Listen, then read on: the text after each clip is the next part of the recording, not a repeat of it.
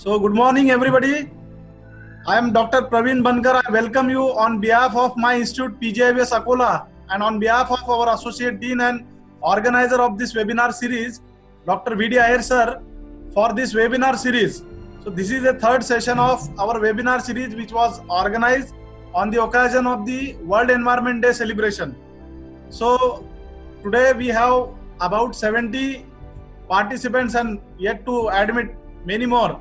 So, considering your huge response, I am very glad to see you all. Today we have a special seminar, special webinar by a very eminent speaker, Dr. Gopal Goane sir. I welcome you, sir. Thank you. Thank you. Goane sir is a senior scientist at NDRI Karnal, and we have especially selected this topic, selection as a tool for utilization of genetic diversity. So this is a very attracting area, not only for a genetician but for all the veterinarian when we are studying the ecology or environment. So I will not prolong the duration between your eagerness to hear the speaker and between you. So I welcome you all for this webinar series, and now I request Dr. Kuldeep Deshpande sir, who is also a coordinator for this webinar, to briefly introduce our guest speaker. Dr. Deshpande sir, please. Thank you, Dr. Bankar. Very good morning to all the participants.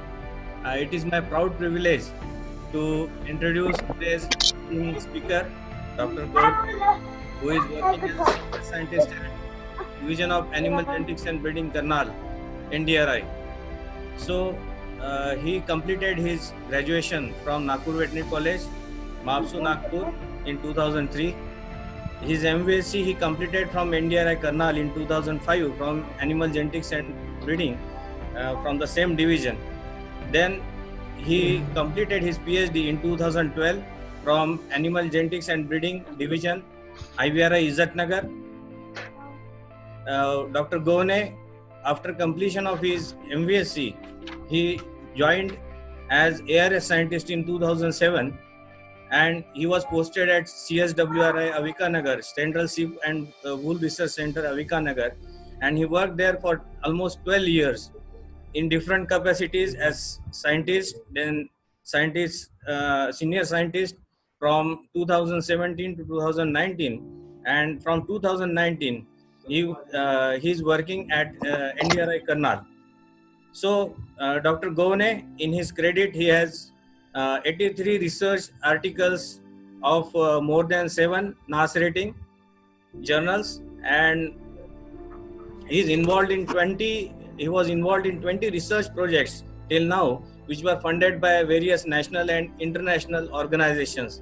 He developed 9 technologies, and it is good to tell you to all of you that he was a recipient of Endeavour Research Fellowship in 2017 at Australia, and he worked there as a postdoc fellow. Dr. Goane, apart from being a scientist, a researcher, he is a writer also, and he has written a book called Scent, S-E-N-T, Scent, which was published by Partridge Publications. And Dr. Goane, he works as expert for National Development Program at NDDB and SAG for genomic selection. He is also India's representative for World Congress on Genetics Applied to Livestock Production 2022 in Netherlands. He developed models for community-based breeding program in India in sheep breeding. Apart from having all this vast biodata and experience in the area of animal breeding, genetics and selection, Dr. Goane happens to be a very humble and benign personality. So rather than making you wait from listening you, I hand over the session to organizer of today's event, Dr. Iyer sir. Good morning, dear participant. I welcome you all for the last seminar of this web series. arranged on the occasion of World Environment Day. So the theme of this year for celebration of World Environment Day 2020 is biodiversity. So this is very important topic. Pertaining to this topic, day before yesterday, the first seminar which was related to the climate change and its effect on productivity of the livestock by Dr. Shahaji Fund, Assistant Director, NAM. And then yesterday, one of our alumni, Dr. Ram Gavkar, Deputy Conservator of Forest, Thane District, Maharashtra, and his topic was role of veterinarian in conservation of the wildlife. And this is the third seminar of this series and the last for the celebration of World Environment Day. As pertaining to this theme, we know that the world is bestowed with the diversified species of living organism, and nature is governing factor for selection of fittest individual. So conservation of indigenous breed germplasm is important factor as far as veterinarians are concerned, because you know there is severe type of inbreeding in these animal and we are losing the pure germplasm. For conservation, it's a need of the day, and we should not forget this topic, that is role of selection of genetic diversity. We have arranged today's webinar by eminent speaker Dr. Gopal Govne, an animal research scientist. He is senior scientist at NDRI, Karnal. I hope you will enjoy today's session, and please mention your valuable comment in the given email to this institute. So with this, I request Dr. Gopal Govne to start his seminar. Thank you. Thank you very much, sir. I'm grateful to all of you, especially organizers and then Dean, sir, for your nice comments. So, should I start now? Today we'll be talking about selection. Selection is considered as one of the most important tools that has not been used by human beings alone, but also by the nature. Even when we were not aware of the so-called scientific principles behind genetics and selection, this tool has always been used by nature, and we all are the result of this particular tool only. Okay, so on the eve of especially this World Environment Day, and we talk a lot about diversity, biodiversity, and then we are mostly confused. Okay, biodiversity is there, but then what to do about it? Biodiversity relates to diversity in the biological species and breeds, and then a lot of its variants for plants, animals, and then animals of all types, starting from wild animals to domestic animals, poultry, everything. So what to do of that? And whether we are really thinking anything about it, and if we are thinking, then whether we are actually doing something about it, about the genetic diversity and its sustainable utilization. So we will look in details about all these aspects today, and then we will also look in detail about how to sustainably utilize this genetic diversity. Okay, so we will start with a little bit of introduction. Just think a little. Whenever we look at the sky in the night, and if you are alone, there are many thoughts which unravel your thought process, and those thoughts are, where we alone till now on this planet or even in this universe? So this question, when it strikes to our mind, we all know that nearly maybe 1 lakh years ago, there were a lot of human species which were roaming on this planet. So we were not the only human species which were actually ruling this planet. There were many more. So ape-like creatures that walk upright, Africa, more than 6 million years ago. So human beings were not only the one. Okay. And apart from having so many species, what we see is today we have only one. So only Homo sapiens sapiens rule this world. Why?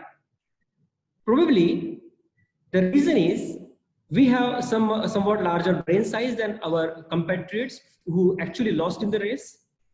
We have small but numerous neurons and neuronal collections. We have small teeth size.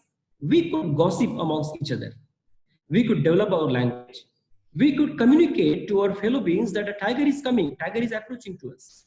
So because of these small but numerous neurons, we could pass on signals very fast.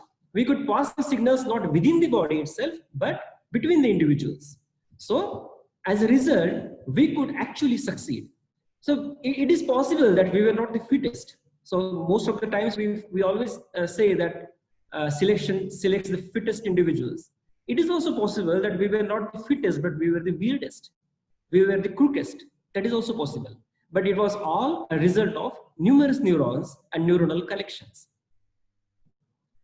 So what happened actually during these millions of years was these 6 or 7 finally retaining species of human beings were under heavy selection pressure. Some could survive, or most only one could survive, and most perished. So with this background, we will just revisit some of the basics to understand what is meant by selection. Now, during our graduation and even in the 11th and 12th standard, we all have studied about variation. We all know that variation exists. Variation, if you go to the market, we find that even for banana to purchase, we have different types of banana. Okay, even for a potato to purchase, there are different types of potatoes. For everything, there are a lot of varieties that exist. And when variation exists, then there are certain principles behind it, why it exists.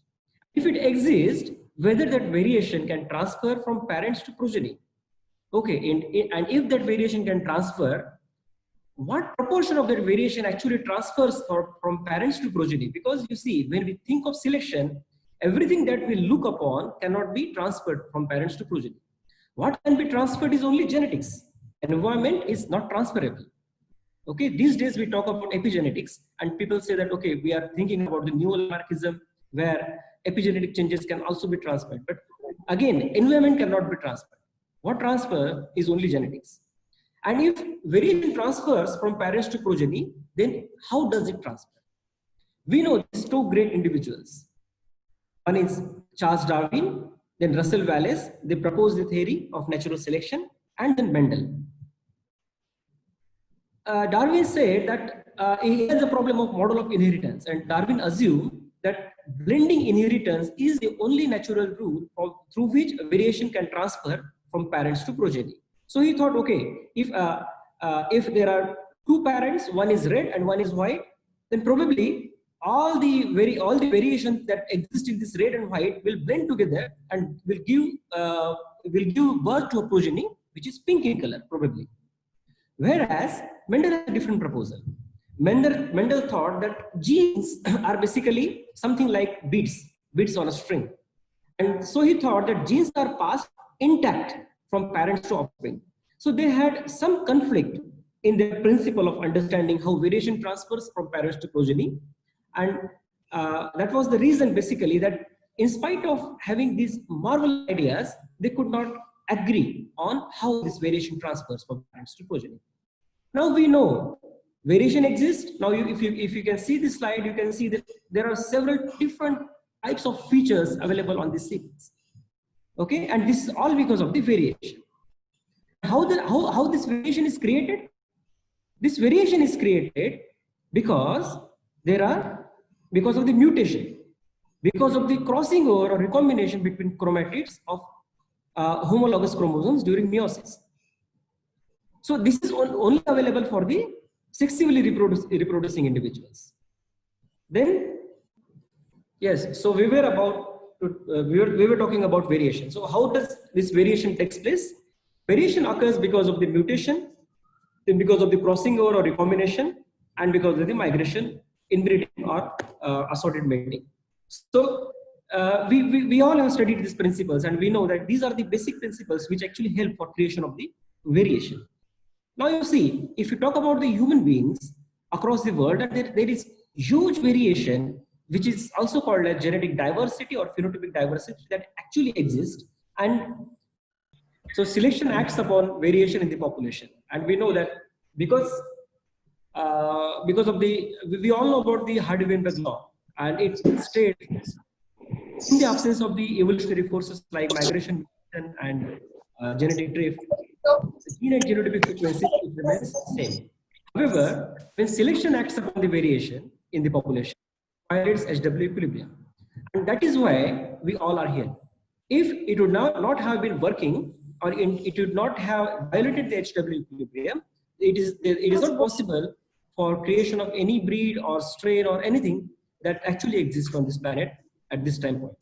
So there are two types of basic selection. One is natural and one is artificial.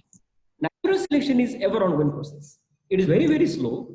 Nature has created human beings using this natural selection, but it takes millions of years to work upon.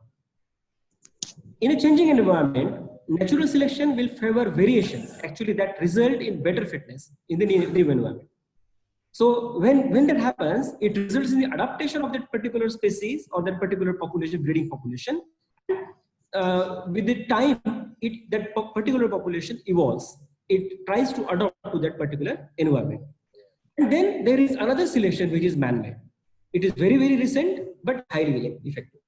So we do not remember when we have started actually using this man-made selection, because farmers across the world, when we started settling down nearly 10,000 years before, when we invented the agriculture, during that time, we have actually started using this man-made selection. It is very, very recent, but very, very effective. For the natural selection, we know that there are several types of natural selection, like stabilizing selection. One small example is, there is a bird called robin.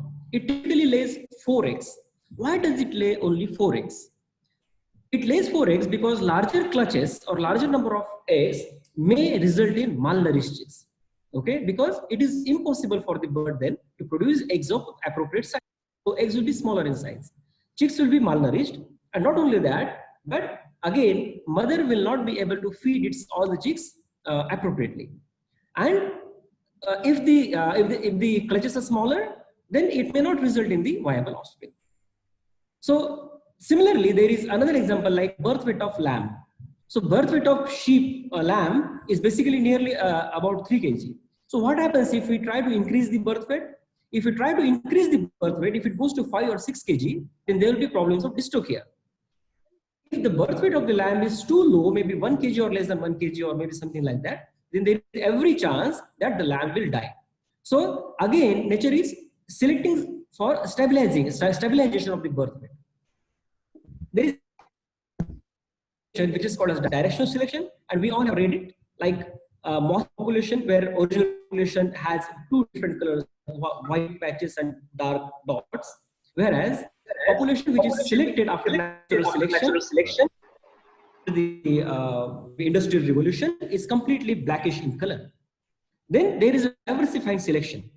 Now this is hypothetical population like grey and Himalayan rabbits, which are better able to blend with a rocky environment than white rabbits, resulting in diversifying selection. We see this kind of selections every now and then. Only thing is we do not give much of our ideas to think over it, that how it must have been. We every now and then there are several examples we observe on the ground. There is another natural selection which is called as sexual selection. Now it is a very big mystery. We know that peacock with more eyes on feather or heavy feather bunch is highly selected by its mates. But at the same time, it has all the great chances to be attacked by dogs because it has a heavy feather bunch. But still, the chances of passing genes to next generation are awarded to the peacock with more eyes on feather. Maybe it has a reason hidden inside, and that maybe is given to the genetic immortality. However, it is again a big mystery why this sexual selection especially takes place. Then we have man-made selection. We all know that the selective breeding of organisms to produce offspring with specific traits has resulted in several breeds of dogs these days. Most of the dogs are progenitor of a single ancestor that used to live in the forest. So when agricultural settlement started, human beings wanted their companion actually. Okay, sir. So when Please continue. Yeah. Thank you. So when the man-made selection started, it was big as a result of the agricultural revolution. Okay, so agricultural revolution led to the need for more food due to stationary lifestyle, because people gathered together, they wanted to settle down, they wanted to make colonies, and at the same time they wanted to protect themselves and their livestock from the invaders. So they started this artificial selection of dogs. It was just because man tried to learn the intricacies of the natural selection. So the science behind this selection was nearly understood. Then this man-made selection was given by this particular three people like Fisher, Wright, and J.B.S. Selden. So they just tried to understand and actually systematically utilize the genetic variability principle for our benefit, and at the same time we can keep the livestock population thriving, because we must understand selection will naturally eat out all the variation that exists in the population. That should not be done, because if we start doing that, then a day will come we will not have any genetic diversity existing in the population. And if the population loses its plasticity, then it will be very, very susceptible for any virus attack or any type of susceptibility to the climate change, and there will be erosion of most of the livestock species which are actually important to us. So now we will just look at how this selection works. So we know, suppose this round, it's a white round, is considered as a population, and then there are three different dots: blue, light blue, and then light yellow. And these are the variation that exist in the population. So selection actually works on the existing variability in the population, and it brings about change in the mean of the defined trait by acting on the genetic variance, like this. So if I have variation in the population, and if I am interested in the trait which looks like light in color, so what I can do? It is very simple. So selection basically brings about a change in the mean of the defined trait. So if the mean is 10 kg and I want to make it 12 kg, so selection will work for that. Okay. So how it will work for that? It will work for that by acting on the genetic variance, basically. So it will lead to creation of a different population, because now we are breeding only these light yellow colored individuals. So the new population after 1 or 2 generations will have only this phenotype. Okay, and rest of the phenotypes which were actually available in the founder population or the earlier generations will be lost. Now, if that is the case, how to select these individuals? So selecting individuals to make them parents of the next generation is not an easy task. So most of the times, those who are not conversant or well versed with the science behind the genetics, they feel that whatever we look phenotypically is sufficient selection, but that's not the case. So is it sufficient to select the phenotypically best candidates? Answer is no. Now we know that mother with the better mothering ability will have better lambs till they wean it. After that, what will happen is, those lambs which were having better ranks, they will lose their ranks when they go old, because till 3 or 4 months of age, lambs will have very high impact of their mother's milk yield. So maternal effect is one of the masking effect which was actually masking the genetic potential of the lambs. So it is not sufficient to select the lambs based on only on their live weight. So we need to take out the masking effects, and then only we can select for the best of the genetics. So selection need tools for identification of the real genetic worth, and that real genetic worth is called as the breeding value. So when we think about the diversity is there because of the genetics as well as the variation. Okay, and as an animal breeder or as a veterinarian, our job is to identify the genetics of the individuals, not the environment. So it is not sufficient just to look at the phenotypes of the individuals. What we have to look at is the genetics. Okay, so this is one example which may make it more clear. So suppose this is an orange, and we call this orange as phenotype. So before eating this orange, if I want to know whether this orange is sweet or sour, then I will never know that. I may just guess, and that guess may be correct or may be wrong. But if I want to know whether that orange is really sweet or not, then I will have to peel it out. So once I peel it out, whatever is inside, that will only tell me the real taste of the orange. And what is peeled out will not tell me anything about the actual orange. So just taking a simile of this particular example, we may consider that actual fruit is the genotype and all the peels are the environment. So unless and until I do not take out this environment, I will not be able to understand the actual genetic worth of the individual. So for all the animal breeders or the veterinarians who are actually engaged in the animal breeding programs at any farm or field, we must understand that we cannot select individuals only on their own phenotype. Okay, we must look at the genetics also. And how to look at that? So we know that phenotype consists of the genotype and environment, and then there are several other partitions of the genotype that consist of the additive, non-additive parts, and we will not go in details of that. But the thing is, there are statistical tools or breeding tools which can actually partition the phenotype into its genotype and environment, and only based on that we can select the best individuals. So for that, Dr. C.R. Henderson has given a very good technique that has been used since several years, and now it has been used for pedigree, for genomics, and the post-genomics era also. So we use the best linear unbiased prediction, where we actually include all the information on all the known relationships. So whether the relationship is from parents or from the collateral relatives or from the progeny, we include everything. And it also handles the unbalanced data. So if an individual, say for example 100 individuals have data for birth weight, but only 90 individuals have data for 6-month weight, still we can use everything. So even the data is unbalanced, still we can use it in the prediction. It automatically corrects for all the fixed effects. So BLUB is a tool that will actually peel out this orange. It will take out all the environmental factors that were actually affecting your phenotype. It will take it out, and then it will let you know, okay, this is the actual genetic birth of the individual. So there are some technical issues with these animal breeding programs.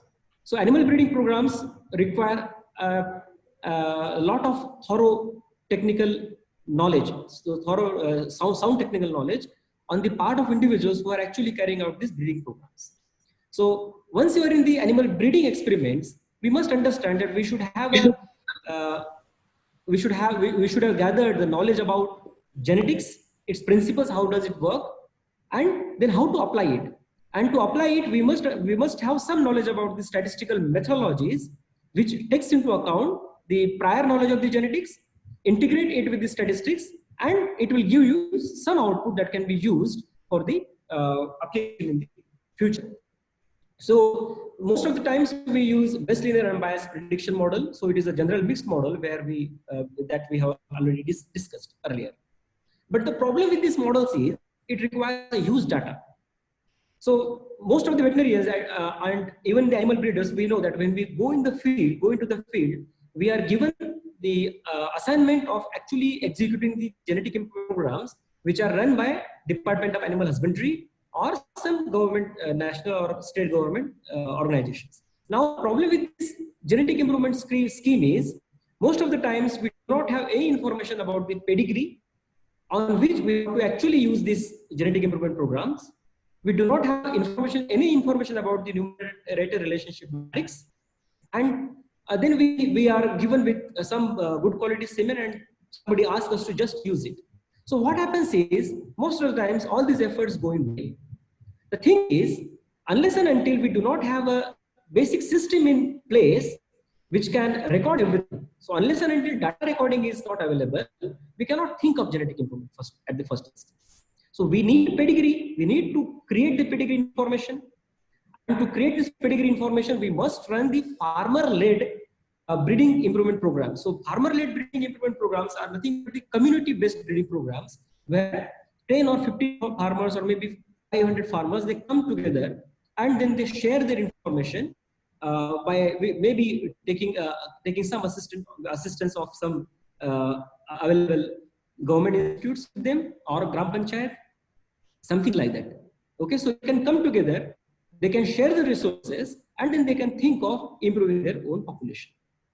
So there are several genetic models which can be used for improving your herds, and we will not go in details of that because that is a very technical thing. But still, since last 30 to 40 years, we have been using only sire to select and to improve the milk yield of the progeny. Say for example, the cows. Then as the technologies improved, there have been several improvements in the animal breeding programs, and now we can use information from all the sources.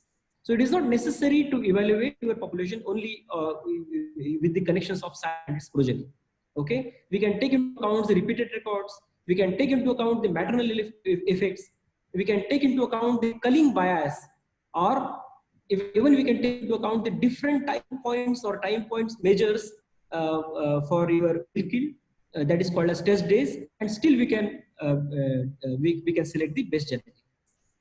Okay, so now these are the tools basically for which results in the estimate of genetic parameters. So once we use that, we try to understand what exact genetic worth that particular trait has in your population. Okay.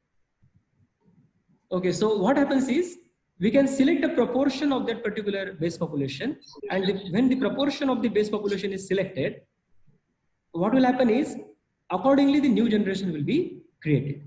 So the allelic frequency, which is actually random or 0.5 in the base population, will not remain so over the generations.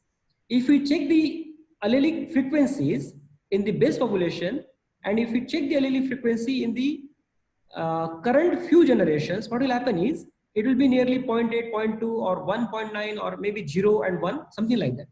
So it will be completely transformed from the random frequencies to the biased frequencies. So this is what happens in the selection experiments. So whenever we have some diversity in the base population, we try to select on the phenotypic level, but what we are actually doing is we are actually fixing this gene and genotypic frequencies. So base allelic frequencies we are trying to skew up, and then after a few generations there will be fixation and deletion of some genes. Okay, now once we know that selection occurs like that, so selection occurs by skewing up the gene and genotypic frequencies, mostly allelic frequencies, which will result in the genotypic frequencies later on. So now man can utilize this knowledge for improvement of the traits of interest in livestock as well as in plants. We can also use this knowledge for prediction of disease risk in the humans as well as in the.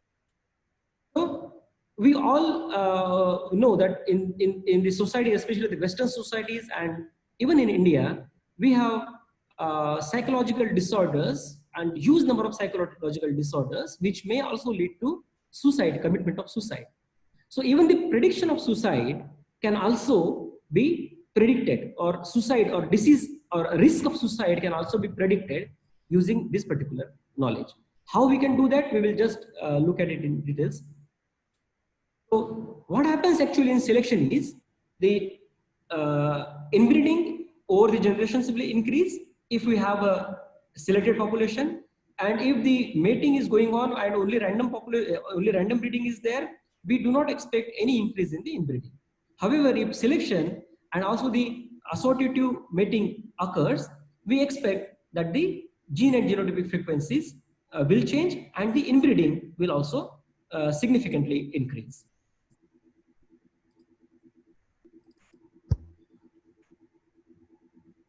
Okay.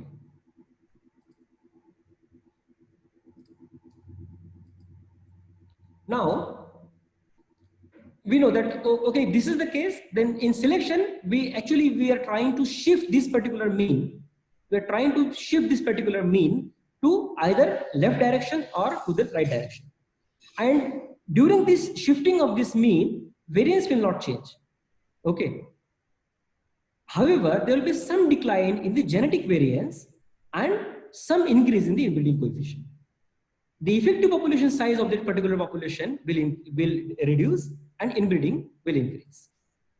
Now, using this principle, if we just introspect ourselves, what we did in last 30 or 40 years in India, Just look here that the total milk yield in India during 91 was 55 million tons. However, it could increase to 187 million ton in 2018-19. This is nearly 4.5% average annual growth rate per year.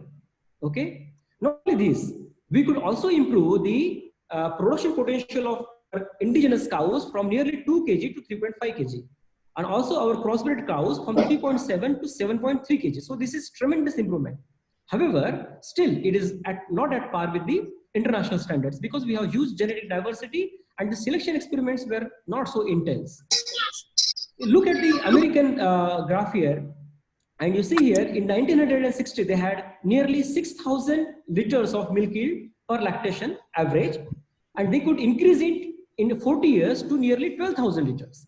So similar picture we can see at Israel, most of the European countries, Australia, New Zealand, everywhere. So selection can bring this kind of change.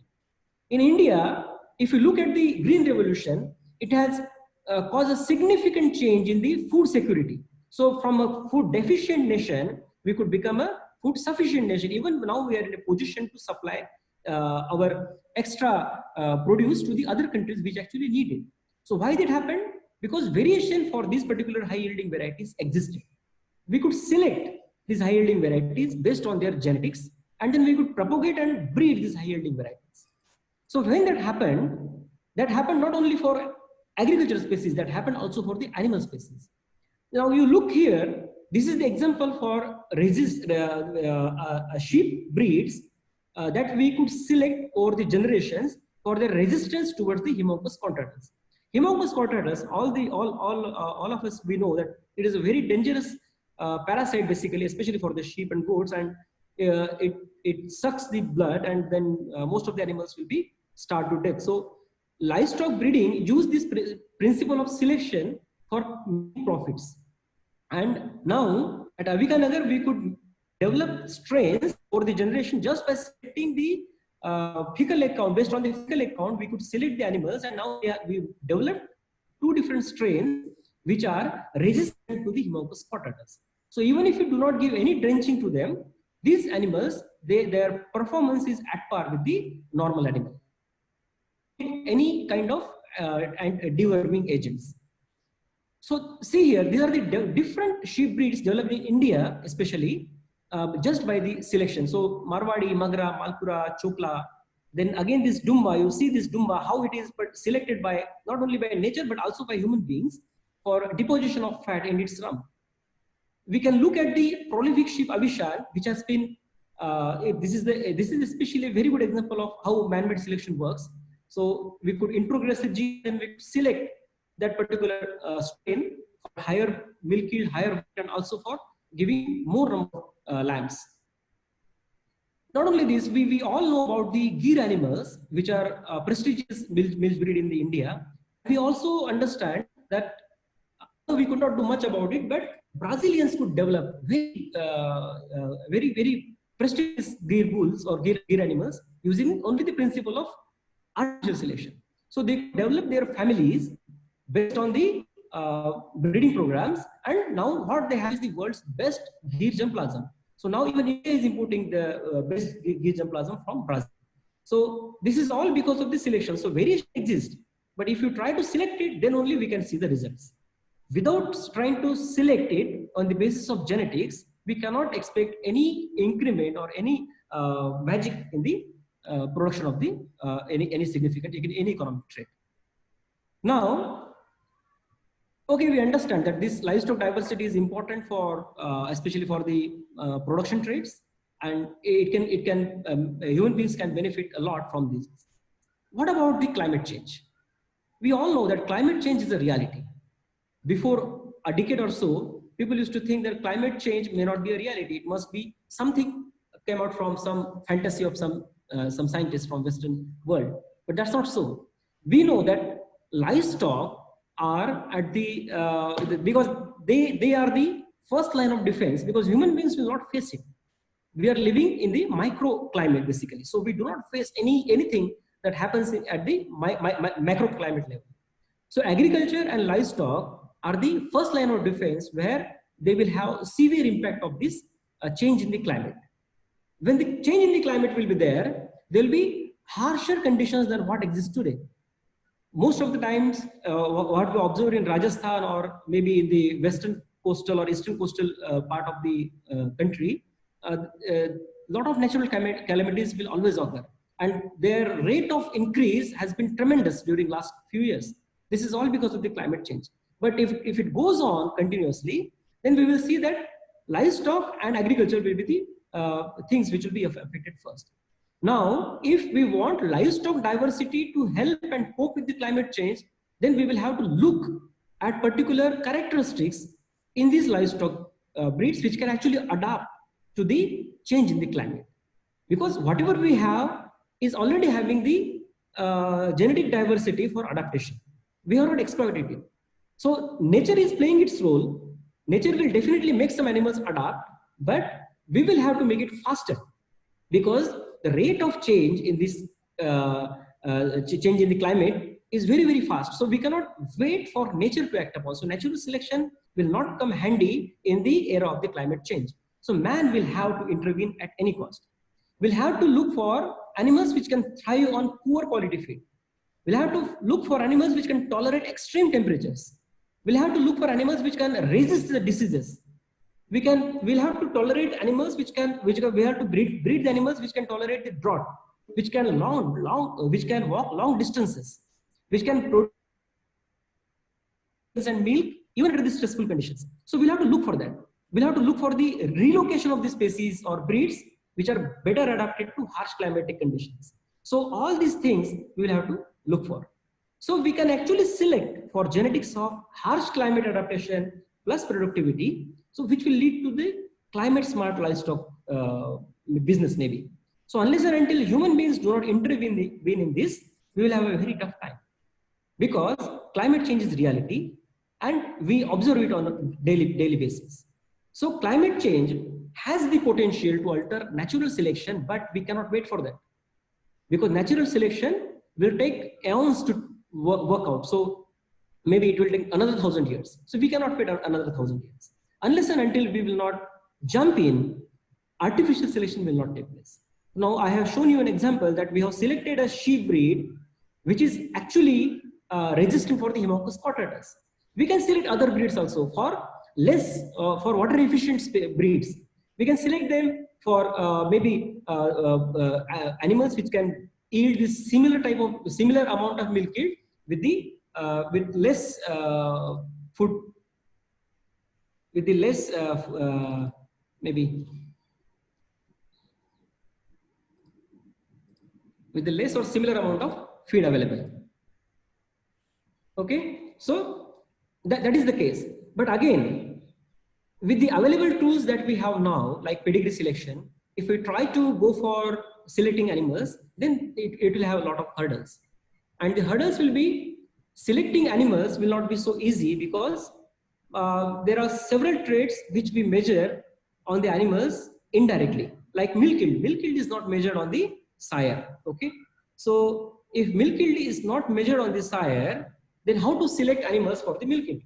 So basically, when milk yield is not measured on the sires, we select the females basically, and on the basis of females milk yield we select the sires. Some of the traits which are having very, very large generation interval or very, very low identitogenetic variance, again we cannot wait for natural selection to act upon, or the artificial selection with the old tools with pedigree, we cannot wait for them. So we will have to think about some new tools, and the new tools will be genomic selection. Okay, so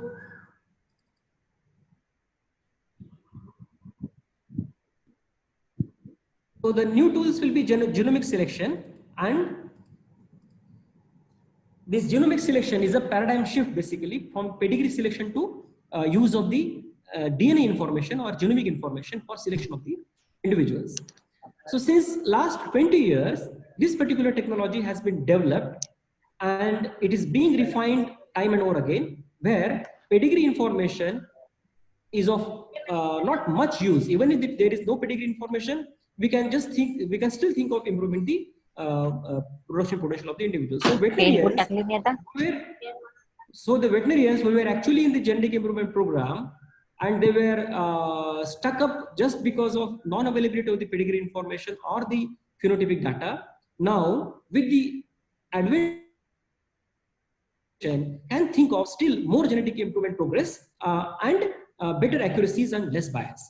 Okay, so genetic improvement using the genomic selection is not so tough. So what we need here is just a reference population with good phenotypic data, and then all the animals genotype, and then we can. So this is a technical issue. We will not go in details of this, but anyway, my intention to tell you is it's not necessary to depend on the previous tools which were available for genetic improvement program. So if there is a diversity, I want to select best animals. What I wanted was previously a pedigree data. What I wanted previously was some tools. Hello. Oh. Hello. Okay. So that was the thing. So we can think of using these all these tools, and then using them not only for risk prediction, not only for animal selection, but also for the risk prediction, then prediction of the suicides that we were talking about earlier, and also use of the artificial intelligence and genomics for exploiting this diversity. So if we can use these tools, we can think of using the genomics and AI for actual guessing the population size, genetic status of the populations. We can identify species which are on the verge of extinction. We can conduct surveys. We can conserve and preserve our breeds. We can think of novel breeding programs. We can also think of man and nature conflict and survival. So in the end, what I mean to convey to you is genetic diversity is very, very important. And at the same time, it also tells you about the phenotypic plasticity, which is amalgamation of genetics as well as the environment. And selection works on the variation within the population. And that variation is caused because of, again, genetics and the environment. It is very effective tool to understand the evolution and to improve the traits of economic importance.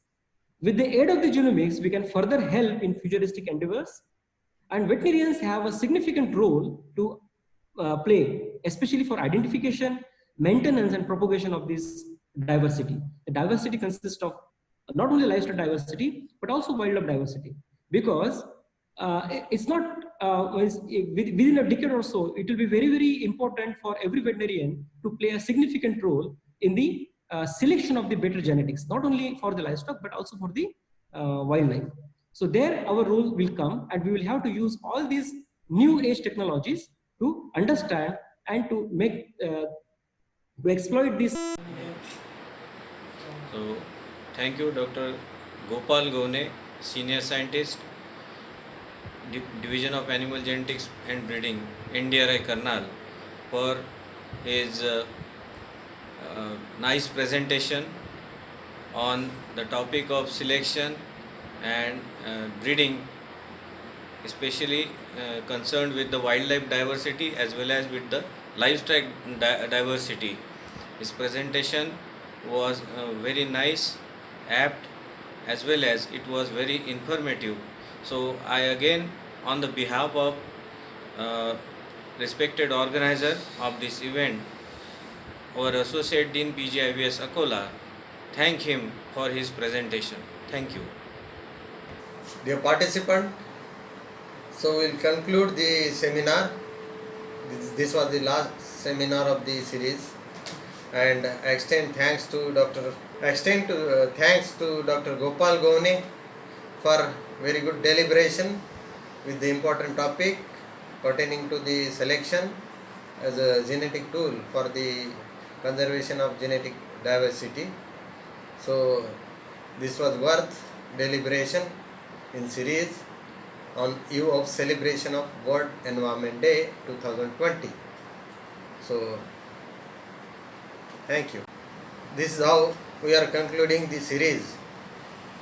So 3 seminars under this series.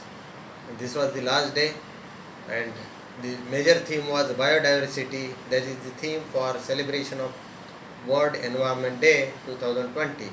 So all the topics were worth, and the presenters, they did their job in nice way. I think all participants will get satisfaction from the speaker, and there are remarks from the participants, and which are very appreciable. So with this, the web series organized by our institute, Postgraduate Institute of Veterinary Animal Sciences, Akola, will be over. Thank you. This is how we are concluding the series. So 3 seminars under this series. This was the last day, and the major theme was biodiversity. That is the theme for celebration of World Environment Day 2020. So all the topics were worth, and the presenters, they did their job in nice way. I think all participants will get satisfaction from the speaker, and there are remarks from the participants, and which are very appreciable. So with this, the web series organized by our institute, Postgraduate Institute of Veterinary Animal Sciences, Akola, will be over. Thank you.